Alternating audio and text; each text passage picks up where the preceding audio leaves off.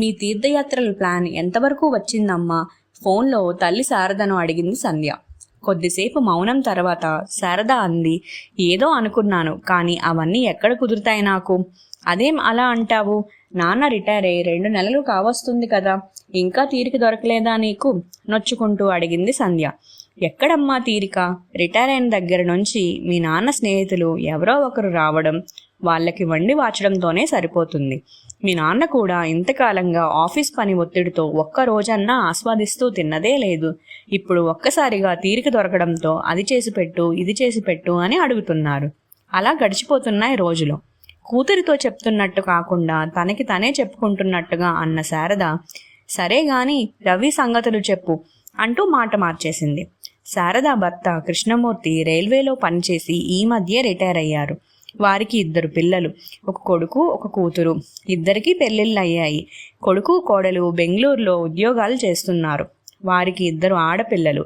కూతురు అల్లుడు హైదరాబాద్లో ఉద్యోగాలు చేస్తున్నారు. వారికి ఒక మగపిల్లాడు. కృష్ణమూర్తిది రైల్వేలో ఉద్యోగం కావడంతో ఎక్కువగా ట్రాన్స్ఫర్లు అవుతూ ఉండేవి. పిల్లల్ని తిప్పినట్టుగా ఊర్లు మారుతూ ఉంటే పిల్లల చదువు పాడవుతుందని శారదాని పిల్లల్ని తమ సొంత ఊరు కాకినాడలో ఉంచాడు మూర్తి.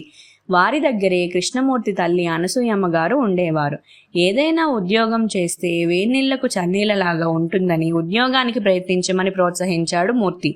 పిల్లలకి మంచి చదువులు చెప్పించాలంటే కష్టపడడం తప్పదని అయిష్టంగానే ఒప్పుకుంది శారద. ఆమెకు త్వరలోనే ఒక ప్రైవేట్ కంపెనీలో ఉద్యోగం వచ్చింది. ఇక అప్పటి నుంచి జీవితం ఉరుకుల పరుగుల మీదే సాగినట్టు తోచింది శారదకు. రోజు పొద్దున్నే పిల్లల్ని తయారు చేసి వంట చేసి అందరికీ బాక్సులు సర్ది అత్తగారికి అన్నీ సిద్ధంగా పెట్టి ఆఫీస్కు వెళ్ళేది. సాయంత్రం ఇంటికి వచ్చేటప్పుడు ఇంటికి కావలసిన సరుకులు కూరగాయలు తెచ్చుకోవడం, రాత్రి వంట పని ఆమె దినచర్య. అత్తగారు కొంతకాలానికి గతించారు. ఆ తర్వాత కొడుకు పెళ్లి, మరో 2 ఏళ్లకి కూతురు పెళ్లి చేశారు. కూతురు సంధ్య పురిటికి కాకినాడ వచ్చే నాటికి శారద ఉద్యోగం మానేసింది, ఇంక పని చేయలేక. పిల్లాడికి 3వ నెల వచ్చాక సంధ్య హైదరాబాద్ వెళ్ళిపోయింది. ఆ తర్వాత మూర్తి పనిచేస్తున్న చెన్నైకు మకాం మార్చేసింది శారద. ఎన్నో సంవత్సరాల తర్వాత అమ్మా నాన్న కలిసి ఉండబోతున్నారని పిల్లలిద్దరూ సంతోషించారు. మూర్తి రిటైర్ అయ్యాక ఈ మధ్యనే ఇద్దరూ కాకినాడ చేరారు. శారద మూర్తి చెన్నైలో ఉండగా ఒకరోజు సంధ్య తల్లిని అడిగింది, నాన్న ఇంకా రిటైర్ అవుతారు కదమ్మా, అప్పుడంతా ఖాళీనే మీ ఇద్దరికి, ఏం చేస్తారు అని. శారద ఎంతో ఉత్సాహంతో చెప్పింది, నేను ఎదురు చూస్తున్నది దానికోసమేనే. ఇంతకాలం బాధ్యతలతో ఏమీ చేయలేకపోయాం. ఇప్పుడు ఉద్యోగ బాధ్యతలు లేవు, పిల్లల బాధ్యతలు లేవు. అందుకే నాకు తీర్థయాత్రలు చేయాలని ఉంది. యూట్యూబ్లో చూసి వెళ్లాల్సిన ఊర్లన్నీ ఒక లిస్ట్ రాసుకున్నాను కూడా. ముఖ్యంగా ఎప్పటి నుంచో మధుర చూడాలని నా కోరిక. తల్లి ఉత్సాహం చూసి సంధ్యకు కూడా ఆనందం కలిగింది. ఈ విషయం గురించే ఇప్పుడు అడిగితే అలా పొడిగా సమాధానమిచ్చింది తల్లి. ఇన్ని సంవత్సరాలకి తనకి నచ్చింది చేస్తుందని అనుకుని సంతోషపడితే ఇలా మాట దాటేసిందేంటి అని బాధపడింది సంధ్య. ఏంటి, మీ చెల్లెలి ఇంటికి వెళ్తావా 20 రోజులు? ఎందుకు అన్నట్టు అడిగాడు మూర్తి భార్యని. మా చెల్లెలి కూతురు చిత్ర ఉంది కదా, దానికి పాప పుట్టింది ఈ రోజే. మా చెల్లి రమ్మంది కాస్త సాయానికి. చంటి పిల్లలతో చేసుకోవాలంటే దానికి భయంగా ఉందంట అక్కని. పైగా పక్క ఊర్లోనే ఉండి వెళ్లకుండా ఎలా అండి చెప్పింది. సరే వెళ్ళిరా, ఎంత అవసరం ఉంటే పిలిచిందో.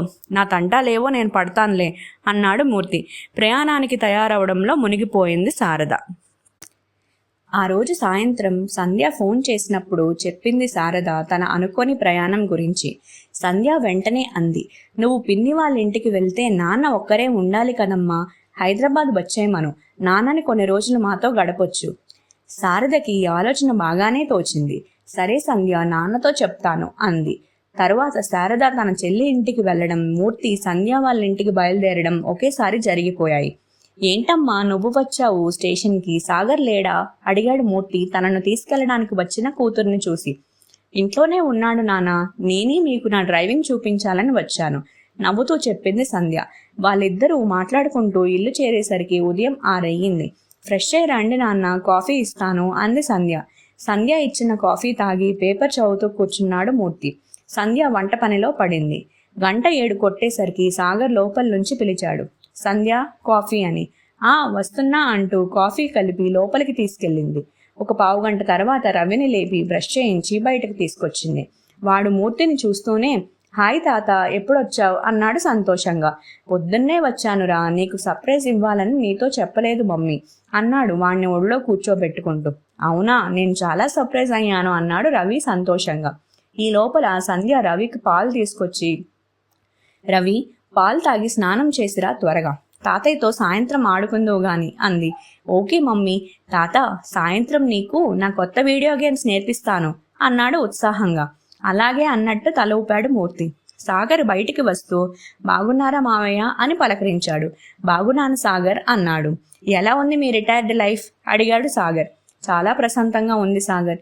ఇప్పటికి దొరికిన తీరికతో నా పాత స్నేహితులందరినీ కలుస్తూ కులాసాగా కబుర్లు చెప్పుకుంటూ నచ్చినవి వండించుకొని తింటూ హాయిగా గడిపేస్తున్నాను అన్నాడు మూర్తి. సాగర్ మూర్తి మాటల్లో పడ్డారు.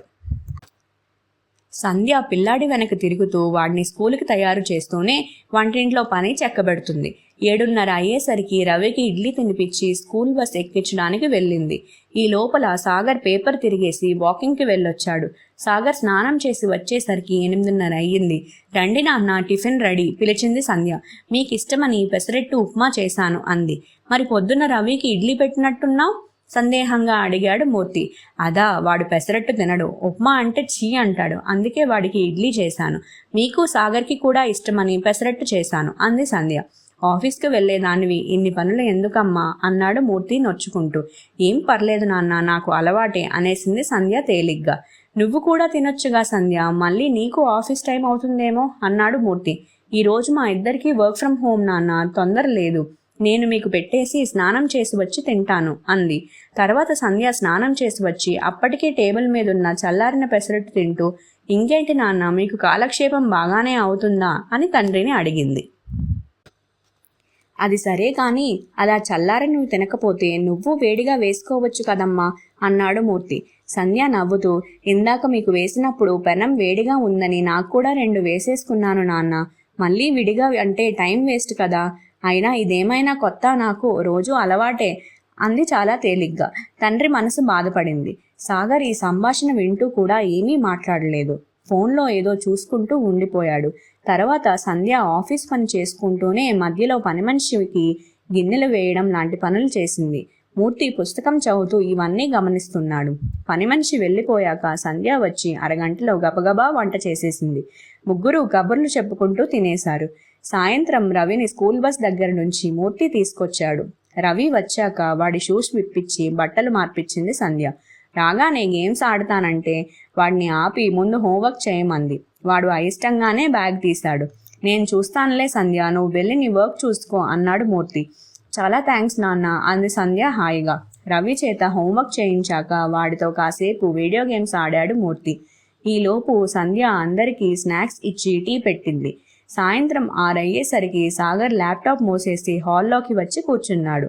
రవి వాళ్ళ నాన్నతో, నాన్న, ఈరోజు ఫ్రైడే కదా, ఏదైనా మూవీ చూద్దాం అన్నాడు. సరే అలాగే రవి అంటూ సాగర్ టీవీ ఆన్ చేసి ఓటీటీలో కొత్తగా రిలీజ్ అయిన సినిమా ఒకటి పెట్టాడు. ముగ్గురు చూస్తున్నారు. సంధ్య మాత్రం ఇంకా ఆఫీస్ పనిలోనే ఉంది. 7 అయ్యాక వచ్చి, ఏం సినిమా చూస్తున్నారు అంటూ ఒకసారి టీవీలోకి చూసి, అంతలోనే అమ్మో టైం 7 అయ్యిందా అంటూ గడియారం చూసి, నేను వెళ్ళి వంట చేయాలి బాబు అనుకుంటూ వంటింట్లోకి వెళ్ళింది. 1 గంట అయ్యాక భోజనానికి రండి అంది. ఇక్కడికే తీసుకురా మమ్మీ, సినిమా ఇంకా అవ్వలేదు అన్నాడు రవి. ఓకే అని అన్నీ టీవీ దగ్గర అమర్చింది సంధ్య. మూర్తి కూడా వెళ్ళి కూతురికి హెల్ప్ చేశాడు. రవి, సినిమా పాజ్లో పెట్టి వెళ్ళి నీళ్లు తీసుకురా అని పురమాయించాడు. సరే తాత అని పరుగున వెళ్ళాడు రవి. అందరూ సినిమా చూస్తూ భోజనం ముగించారు. సంధ్య వంటింట్లో అన్నీ సర్దుకొని వచ్చేసరికి సినిమా అయిపోయింది. రవి, ఇంక వెళ్ళి పడుకో, రేపు హాలిడే ఉన్నది నాకు నాన్నకి కానీ నీకు కాదు అంది సంధ్య. సరే మమ్మీ, కానీ రేపు నైట్ మాత్రం నా ఇష్టం వచ్చినంతసేపు చూడనివ్వాలి అంటూ మూర్తికి గుడ్ నైట్ చెప్పి వెళ్ళాడు రవి. ఇంతలో తన ఫ్రెండ్ ఫోన్ చేస్తే మాట్లాడుతూ రూమ్లోకి వెళ్ళాడు సాగర్. ఏమిటమ్మా సంధ్య, నీకు ఆఫీస్ వర్క్ ఎక్కువ ఉంటుందా, చాలాసేపు చేసినట్టు కనిపించావు అడిగాడు మూర్తి. అదేం లేదు నాన్న, వంట చేయడానికి, రవి ఇంటికి వచ్చాక చూసుకోవడానికి మధ్యలో బ్రేక్స్ తీసుకుంటాను కదా, అందువల్ల కొంచెం ఎక్స్ట్రా టైం పడుతుంది నాకు చెప్పింది. ఇంతలో సాగర్ వచ్చి, సంధ్య, నా ఫ్రెండ్ కిషోర్ తెలుసు కదా, రేపు వాడు తన వైఫ్తో కలిసి హైదరాబాద్ వస్తున్నాడంట, కలిసి చాలా రోజులైంది కదా అని మన ఇంటికి లంచ్కి రమ్మన్నాను, ఎలాగూ నీకు రేపు సెలవే కదా అని ఓకేనా అని అడిగాడు. అలాగా, సరేలే, ఎలాగో రమ్మని చెప్పేశావు కదా, ఏదో ఒక వెరైటీ చేస్తానులే రేపు అంది ఒకంత నీరసంగా. థ్యాంక్స్ అని లోపలికి వెళ్ళిపోయాడు. చూసారా నాన్న, సెలవు రాగానే ఏదో ఒక పని ఇలా వస్తుంది. సర్లే, ఆడవాళ్ళకి ఇది తప్పదు కదా, మీకు రిటైర్మెంట్ అయినా ఉందినా, కానీ మాకు అది కూడా ఉండదు అంటూ నిట్టూర్చింది సంధ్య. మూర్తి ఆలోచనలో పడ్డాడు. ఆ మరుసటి రోజు కిషోర్ అతని భార్య వచ్చారు. మర్యాదకి మూర్తి వాళ్ళిద్దరి దగ్గర కూర్చున్నాడు, కానీ మనసంతా ఆలోచనలతో నిండిపోయింది. ఇది వరకు కూడా తాను కొన్నిసార్లు ఇక్కడికి వచ్చాడు, కానీ ఎప్పుడూ తన కూతురు ఇంత కష్టపడుతున్నట్టు తనకి తోచలేదు. ఎప్పుడూ శారదాతో కలిసి రావడం వల్ల తాను అంతగా గమనించలేదా? అయినా తన కూతురు అల్లుడి కన్నా ఎందులో తీసిపోయింది? ఒక్క వయసులో తప్ప ఇంకెందులోనూ తక్కువ కాకుండా ఉండాలని వెతికి మరీ ఈ సంబంధం చేశాడు. మరెందుకు సంధ్య మాత్రమే అంత కష్టపడుతుంది? ఇది వరకు సాగర్ ఇలా ఉన్నట్టు తనకు గుర్తులేదే. అయినా అతన్ని తప్పు పట్టడానికి తనకేం అర్హత ఉంది? తను కూడా ఇంట్లో అలాగే ప్రవర్తిస్తాడు. పైగా తన భార్య ఇష్టాలకి ఎక్కువ విలువ ఇస్తాడని మంచి పేరు ఉంది బంధువర్గంలో. ఇక్కడ పరిస్థితులు చూశాక ఇప్పుడు అనిపిస్తుంది తాను శారదకు తగినంత సాయం చేయలేదేమో అని. అవును, తాను ఎప్పుడూ శారదకి ఇంటి పనిలో సాయం చేయలేదు. శారద ఎప్పుడూ అడగలేదు మరి తనని. ఇప్పుడు సంధ్య అయినా సాగర్కి ఒక్క మాట అనడం లేదు కదా. కానీ ఒక తండ్రిగా తన కూతురి కష్టం తన కళ్ళకి కనబడింది. కానీ తనతో ఇన్ని సంవత్సరాలు కష్టంలోనూ సుఖంలోనూ సహచర్యం చేసిన శారదా కష్టం తనకెప్పుడూ కనబడలేదు. ఇంత చిన్న విషయం ఇంతవరకు తనకు గ్రహింపుకు రానందుకు చాలా సిగ్గుపడ్డాడు. అక్కడ ఉన్నన్ని రోజులు సంధ్యకు తనకు చేతనైనంత సాయం చేస్తూ వచ్చాడు.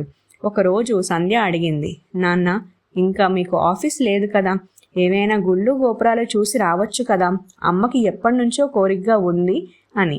అవునా, అమ్మ వెళ్ళాలి అనుకుందా అడిగాడు మూర్తి. అనుకోవడం ఏంటి నాన్న, మీరు రిటైర్ అయ్యాక ఎక్కడికి వెళ్ళాలో ఒక పెద్ద లిస్ట్ రాసి పెట్టుకుంది కూడా. అందులో మొదటిది మథుర చెప్పింది నవ్వుతూ. ఇంత కథ ఉందా, నాతో మాట మాత్రం చెప్పలేదు అన్నాడు. ఈ మధ్యే కదా నాన్న మీకు తీరిక దొరికింది, అందుకని మీ స్నేహితులతో కలుస్తూ ఎంజాయ్ చేస్తున్నారని ఊరుకుంది అమ్మ. అయినా అమ్మ ఎప్పుడూ చెప్పదు కదా తన మనసులోని కోరికలను అంది సంధ్య. పోన్లే, నాతో చెప్పి మంచి పని చేశావు. వచ్చే నెలలో మా ఇద్దరికి మధుర వెళ్ళడానికి టికెట్స్ బుక్ చేస్తాను. అమ్మతో అప్పుడే అనకు, సర్ప్రైజ్ అన్నాడు మూర్తి. చిన్నపిల్లాడిలా చెప్తున్న తండ్రికేసి అలాగే అన్నట్టు చూసింది సంధ్య. శారద ఇంటికి వచ్చే రోజు తనకంటే ముందు మూర్తి ట్రైన్ దిగాడు.